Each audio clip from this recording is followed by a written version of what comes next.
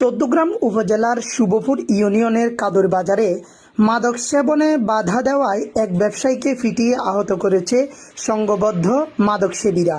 এই ঘটনায় ৬ মাদকসেবীর নাম উল্লেখ করে কুমিল্লার আদালতে মামলা দায়ের করেছেন ভুক্তভোগী ব্যবসায়ী সবুজ।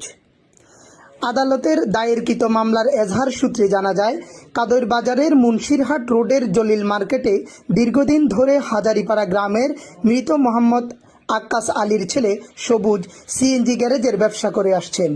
সম্প্রতি ওই গ্যারেজের আশেপাশে ও পাশের একটি গোডাউনে স্থানীয় কয়েকজন বখাটে নিয়মিত মাদক সেবন করে। গ্যারেজ মালিক সবুজ তাদের মাদক সেবনে বাধা দিলে তারা ক্ষিপ্ত হয়ে বিভিন্নভাবে হুমকি দিতে থাকে।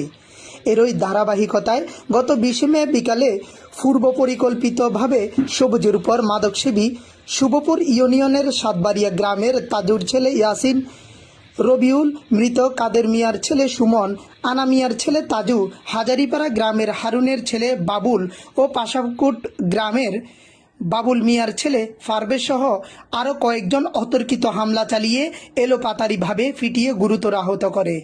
এ সময়ে তার গ্যারেজে থাকা কুমিল্লা ল ১১-৫৩-৪৮ নম্বরের একটি মোটরসাইকেল ও ক্যাশে থাকা ১,৮০,০০০ টাকা নিয়ে যায়।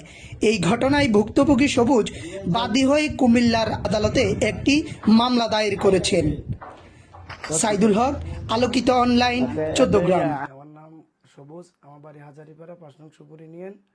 আমি কাদর বাজার দীর্ঘদিন ধরে ব্যবসা করতেছি। কিছুদিন যাবত হচ্ছে যে বাজার কমিটি থেকে আমার একটা চাপ আসে যে আমার এখানে আড্ডা চলে, তো আড্ডাটা কারা দেয় তাদেরকে একটু ধরার জন্য আমি আমার যে গোডন, আমার যে সিএনজির গ্যারেজের পাশে যে গোডন, মালামাল রাখার গোডন, সেখানে আমি তাৎক্ষণিকভাবে চেক দিতে যাই। একদিন আমি হঠাৎ করে দেখি যে আমার যে গোডনের মধ্যে ইয়াসিন নামে একজন মাদক কারবারি, তার বাড়ি সাতবাড়িয়া, সে আরও 2টা ছেলের নিয়ে এখানে মাদক সেবন করতেছে। তারা আমি বাধা দিই, তারা আমি নিষেধ করলে সে পরে আরও 2-4টা লোককে ফোন করে আনে।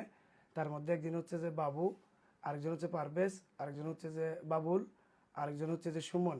এর একটা পুরোটা একটা গ্যাং নিয়ে তারা আমার উপর একটা হামলা করে। পরবর্তীতে আমি আদালতে মামলা করি। আদালতে মামলা করার পরে, আদালত থেকে মামলা করে আসার পরে তারা আমার যে চালিত, যে আমার যে যাতায়াতের যে গাড়িটা, সেটাও তারা নিয়ে যায় তাদের একটা গ্যাংয়ে, এবং কি আমার উপর আবার 2 দফা হামলা করে।